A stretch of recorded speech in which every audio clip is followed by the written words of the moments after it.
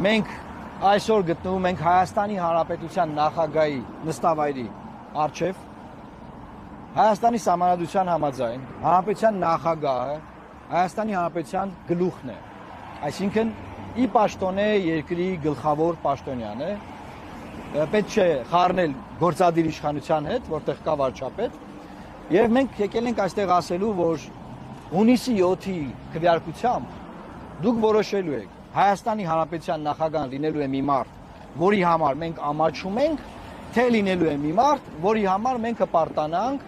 եւ ազգովի տեսնենք, թե նա ինչպես է մեզ ներկայացնում որպես ներկայացուցչական պաշտոնյա, ուշադիր, գործադիր լծակ չունի, ներկայացուցչական պաշտոնյա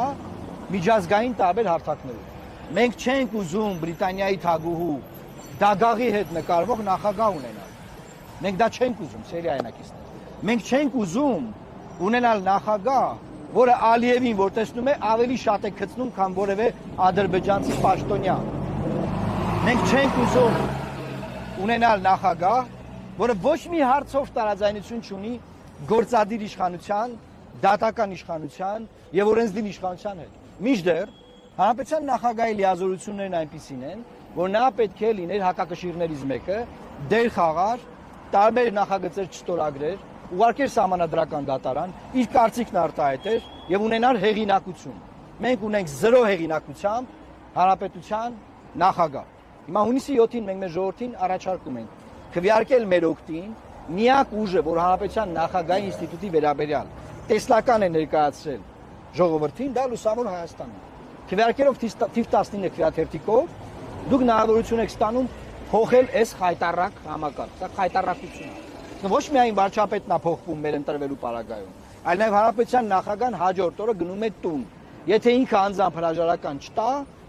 իմպիչմենտով նրան կհեռացնենք, սահմանադրական լծակները կան։ Բայց ինքը շատ արագ հրաժարական կտա, այդտեղ մտածելու բան չունեք։ Ես մեկ այլ ամոթալի բան էլ կարող եմ ասել, որ Հանրապետության նախագահ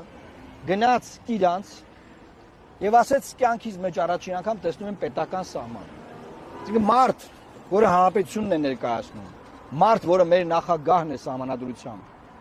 գնաց Կիրանց ու ասեց կյանքից մեջ առաջին անգամ տեսնում եմ Հայաստանի սահմանը, պետական։ Այսինքն այս մարդը,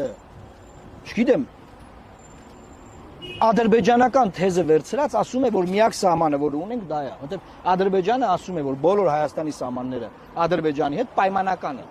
Միակ սահմանը, որ պայմանական չի, 12.9 կիլոմետրն է։ Այս մարդը վերցրեց Ադրբեջանի թեզը եւ հրապարակային ասեց. նա մեր ամոթն է, մենք նրան հեռացնելու ենք։ Այս խորհրդանշական ակցիան այստեղ այն մասին է, որ ժողովուրդը նաեւ մոռացել է, որ նման համակարգ ինստիտուտ գոյություն ունի, բայց իրենց հարկերի հաշվին